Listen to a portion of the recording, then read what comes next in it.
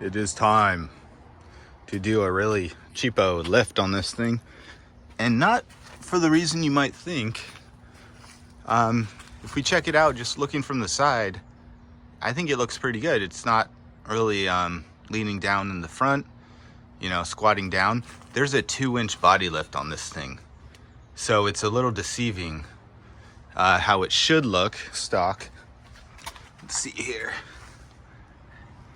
What I'm concerned about is my axles, front axles there. They tilt downwards towards the engine, towards the transmission, or the front diff. My suspension arms, you know, my front arms are kind of level there. And I've seen other people's, and their CV axles aren't like that. So let me get this. I've got it on kind of a weird camera mode, so everything's kind of fisheye. But let's see where we're at now, and then after I add the rough country.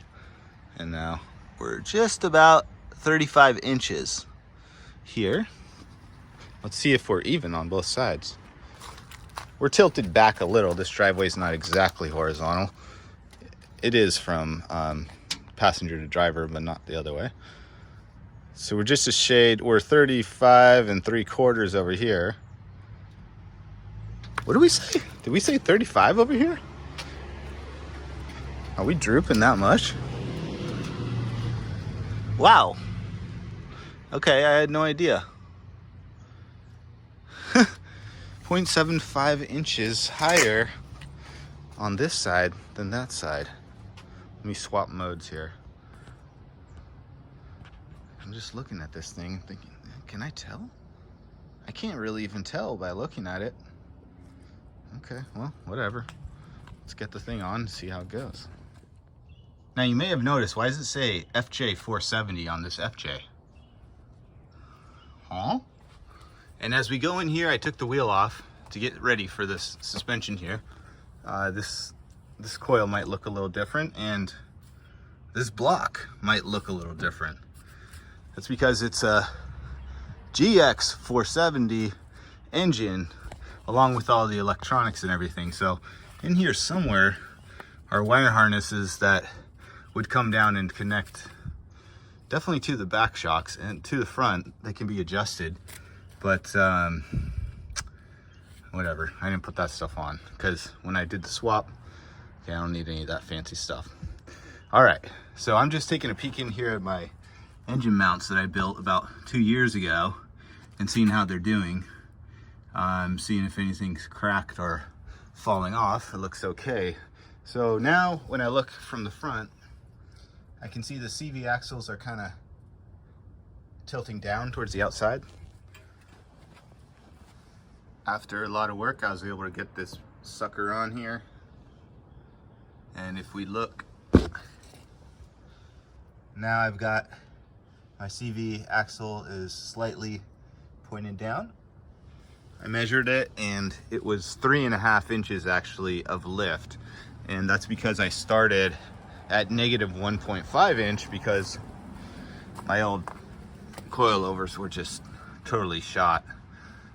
So now I wanted to show one thing here that may happen if you're trying this. I haven't seen this in any other people's videos, but I've got everything apart, and everything's undone up here. I just left a little nut here to stop it from falling down, but it won't come out. See, I'm pulling on that. The shock, the coilover is stuck. And this happened to me on the other side as well.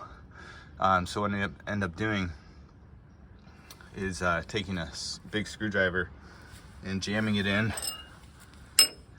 up here to kind of crack that metal to metal or whatever is stuck. Maybe it's the diameter of this thing up here, I'm not sure.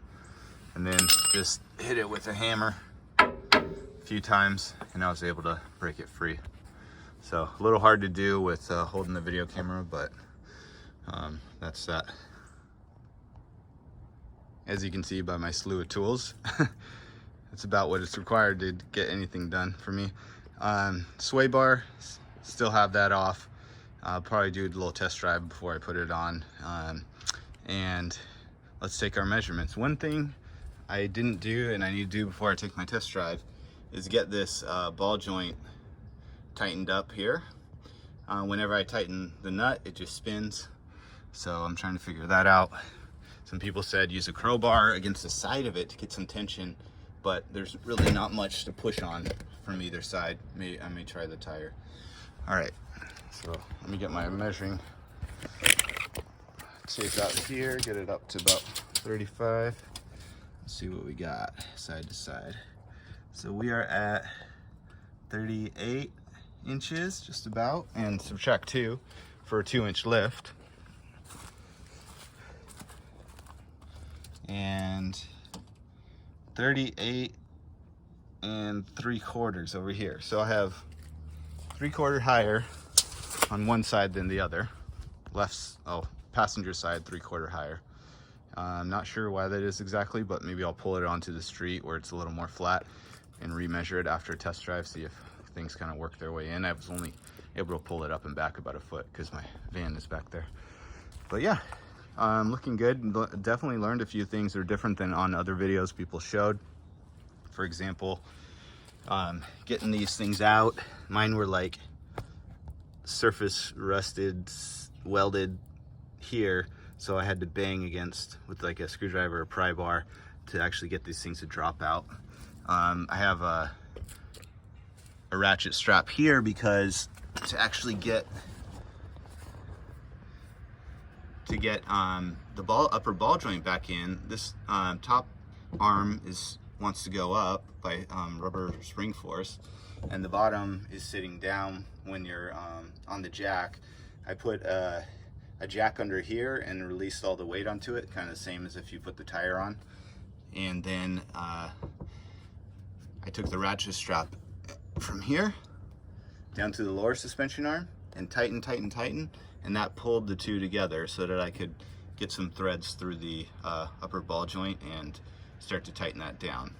Now in full extended position, my upper A-arms actually touch the springs on this inward part. So definitely recommended to get new upper A-arms even for this 2-inch lift, I suppose. If you're going to be doing, well, any kind of off-roading at all.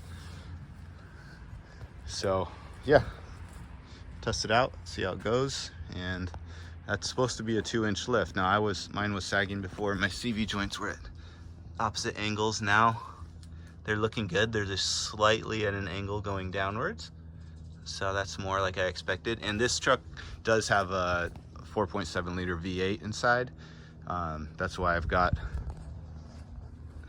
FJ470, because I put a GX470 engine along with all the electronics, Lexus electronics into it. And fits pretty well. All I had to do was the 2-inch body lift to make some room for the transmission to level the engine, and then I had to do custom motor mounts on either side, which I just used some steel plates, drilled some holes, and got that working. So still in progress. I want to do like a nice paint job or a nice decal job on it, but I've been driving this truck for like a year and a half for work. No problems at all with the V8 in there, just as reliable as it was in my Tundra. So really happy with the swap. But like I say, I wouldn't recommend it for anyone. I don't think it gives you, definitely not the 4.7, and all the little electronics issues and things you'll deal with, and the different dash and all that. It just takes so long to do it swap properly. And see, I'm still working on mine. I got to properly mount the AC panel in there. I had to use that. I couldn't use the original FJ panel.